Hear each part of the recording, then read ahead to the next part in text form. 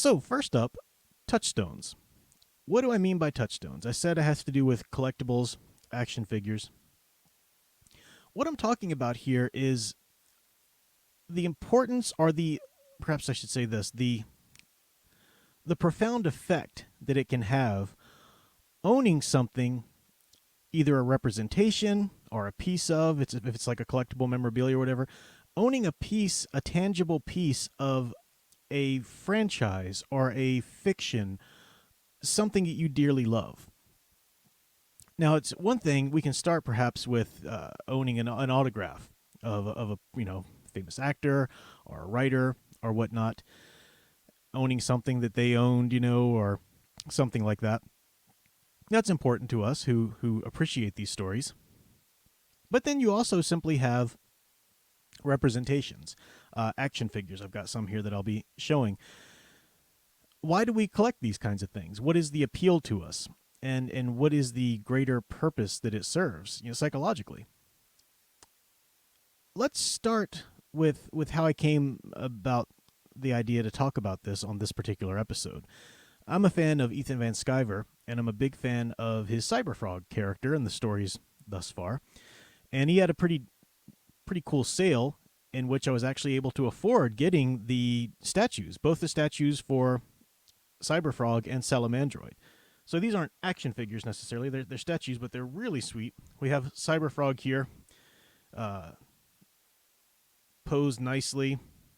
Got him in all of his flexible glory there, and in a really just a sweet.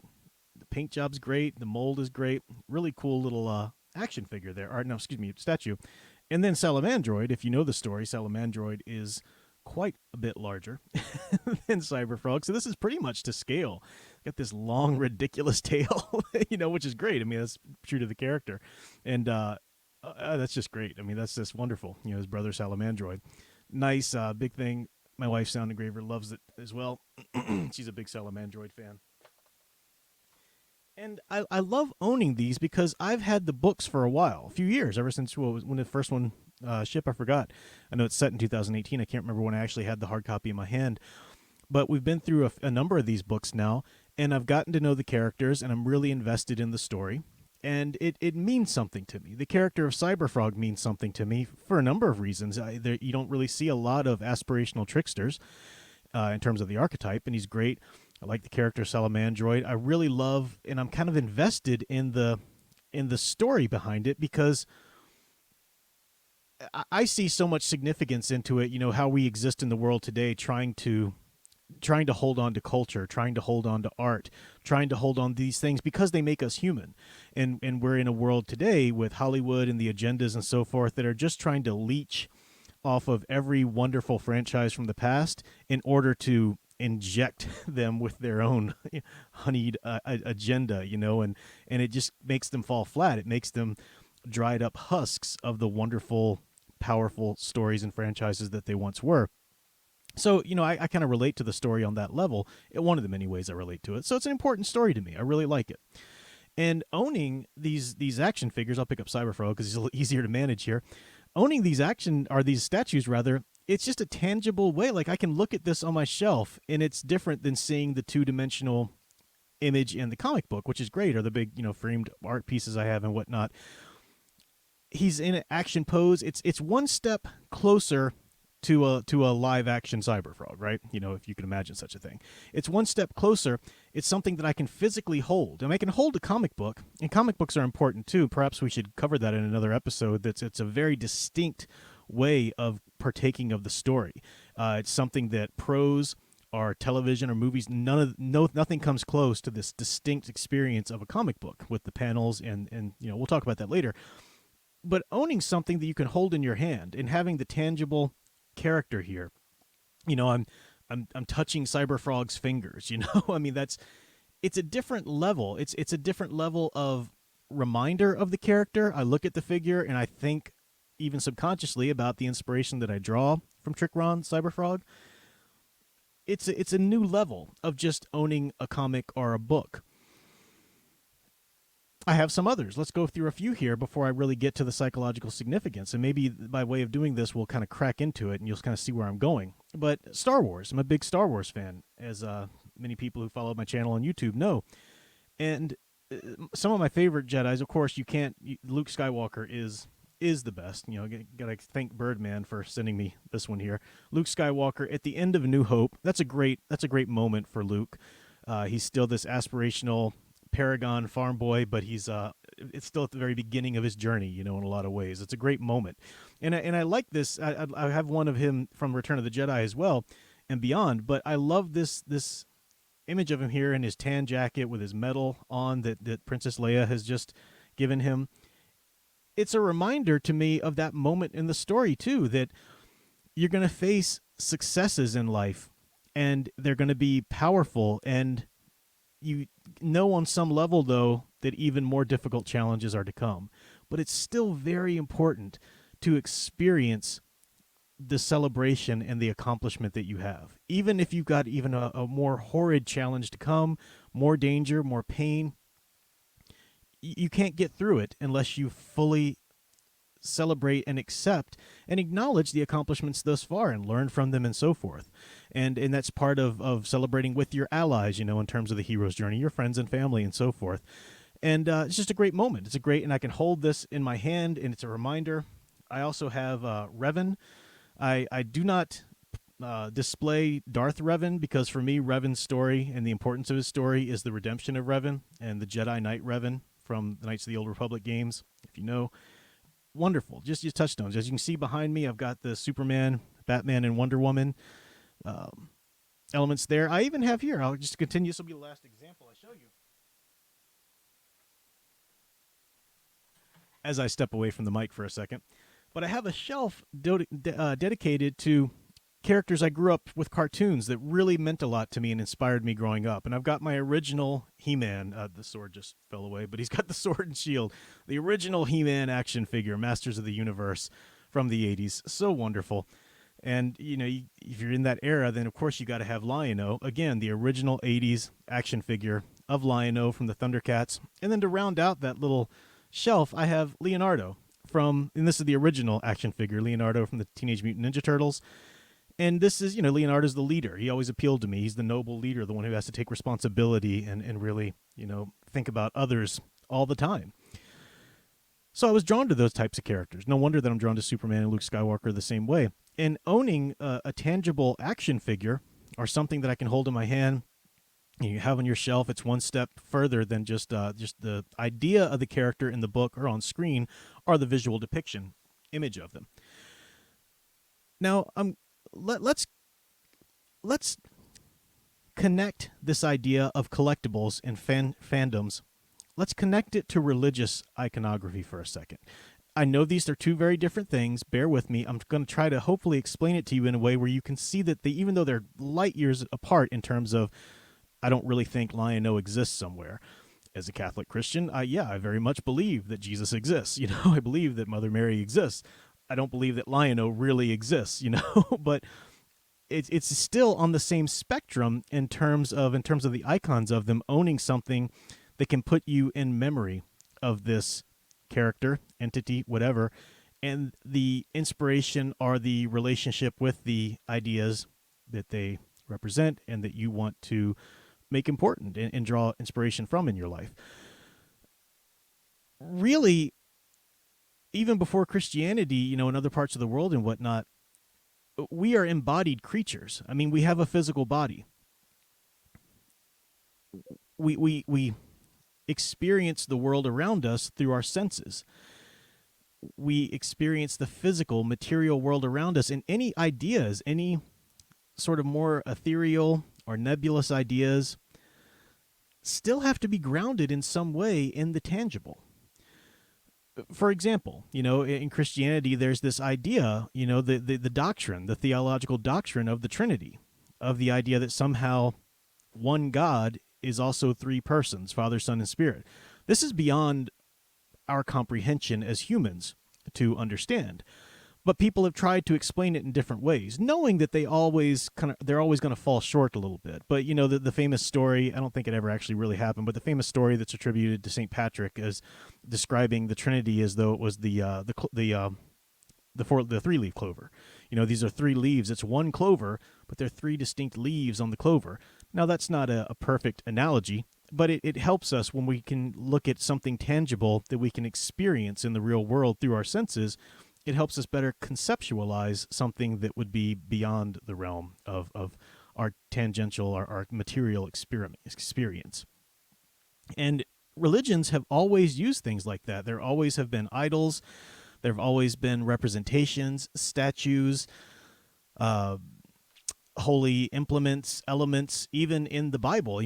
Obviously you can see this in paganism, but even in the Bible, even in Judeo, the Judeo world, before even Judeo-Christianity, when you've got a God of the Old Testament telling people, no, don't worship idols or whatnot, he has them build a covenant with these golden statues of cherubim. He has them build a serpent, when the time comes for that. There are these holy implements in the temple that need to be revered and need to be thought of in a certain way because they represent God's holiness. Of course, Catholicism, we have a wonderful, rich tradition of icons, and you don't worship the picture, you don't worship the icon, you don't mistake the icon for God himself, but these are reminders. Or we'll have sacramentals. I have a rosary, things that can help me. I can physically hold the rosary when I pray. And trust me, I'm getting back to the action figures in a second. This isn't a theological lecture. I'm just using this as an example. As I'm praying certain prayers, I can hold the physical rosary. It helps me keep track of where I am in the prayer. It's a visual aid. I can look at the crucifix. I can look at, Jesus on the cross, and I can think about what that means to me personally and whatnot. I can look at these images and stuff. And so it's a physical aid in my spiritual and mental prayer and life. There is a big move, of course, with the Protestant Reformation, certain strains of the Protestant Reformation. I grew up in a very evangelical, scaled down, Protestant tradition, which was very much against any of these images and whatnot. And yet we still had communion, which was so bizarre to me for a lot of the Protestant strains that are very iconoclastic, very much against images, very much against all this kind of stuff. They still revere the idea of communion to them as totally a symbol, nothing else attached to it, but it's just a symbol. And yet they still revere that symbol, the tangible symbol, the bread and wine, the picture of it, So you can't get away from it totally. Even in the totally iconoclastic traditions, you can't get away from needing tangible reminders. We're physical bodies. We need physical ways to process and ways to remind ourselves and ways to think about the things that are important to us. Now, with fandoms, again, it's not religion. Hopefully it's not your religion. I know some fans you might think it is. But you've got different fandoms, as I just said for me, Star Wars or DC Comics or Cyberfrog. I have different franchises that are important to me. Now, I have to have made a connection to the franchise based on the story, right? Or the type of character it is or whatever. There is such a thing as collectors who just collect. They just, oh, that looks cool. Oh, that's a really cool head sculpt on that character of that cartoon that I watched once. I'll just go get that. I'm not really talking about just collectors who collect, hoard/collect. Some people like that. No judgment. That's great. I'm talking about those of us with limited space and limited finances who pick and choose the specific collectibles that we're going to want in our life to see on a somewhat daily basis or a regular basis, however it is. And they remind us of things. This is important. Going back to the Cyberfrog, Ethan Van Sciver had said, and he says every now and then, that it's really expensive, and I believe it. It must be. It's really expensive, he says, to create and house and ship these statues or action figures for the action figures he does. I believe that. I mean, it's a lot more expensive than just getting a book printed and shipping a book. It's a lot more expensive for the customer as well, and he offers these great deals every now and then, which is wonderful. I wouldn't have been able to buy these without it. But he said he just does it because he loves action figures. He loves statues. And I don't know, I'd be interested to talk to him to see how far he's thought this through.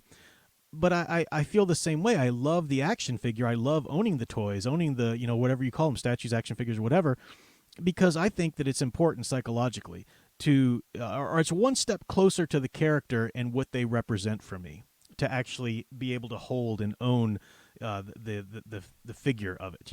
Pose that or set it on my shelf. If it's an action figure, pose it a certain way. because we do this as children with the toys that we buy, the action figures or whatnot, and as a child you're actually, hey, I can't tell you how many times I held this character and pretended I was He-Man, as a child, and I'm walking into Castle Grayskull, now I'm fighting, and you're playing out scenarios in your mind. You're role playing. I mean, that's part of a child's psychological development. Is why play is so important. You're using your imagination and you're role playing certain things with your figures and your friends and whatnot, if you're playing with friends or even just by yourself. But that's an important piece of psychological development. You're exploring different types of the person you might want to be. You're exploring different types of characters and whatnot. And so it's important psychological development. And I think we still carry that with us as adults. On the one hand, just needing the physical, tangible reminder, like I said, but also just the I mean, it's funny. Like I as a Catholic, I do have a shelf in which I have an icon of Jesus, and I have an icon of Mary, and I have Saint Jude and stuff like that.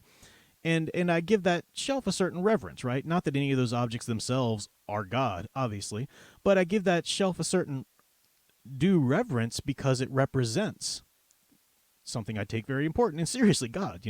So I give that shelf a due reverence. I won't put anything else on that shelf. I just kind of let it, be my way of showing respect to my own religious beliefs, to God. On a much lower level, I'll do the same with these characters. Like, I'm not gonna just toss He-Man aside. I don't want him laying down or I don't. It's weird. Like, I'll still give the characters a certain reverence. I've got them kind of over on my shelf here haphazardly, but these either go back in the box or posed on the shelf. My daughter's around, they're back in the box, but I'll post them on the shelf and put them in a place of maybe not honor, but a place that reflects the importance I hold to the values that they inspire in me. Maybe that's the best way of saying it.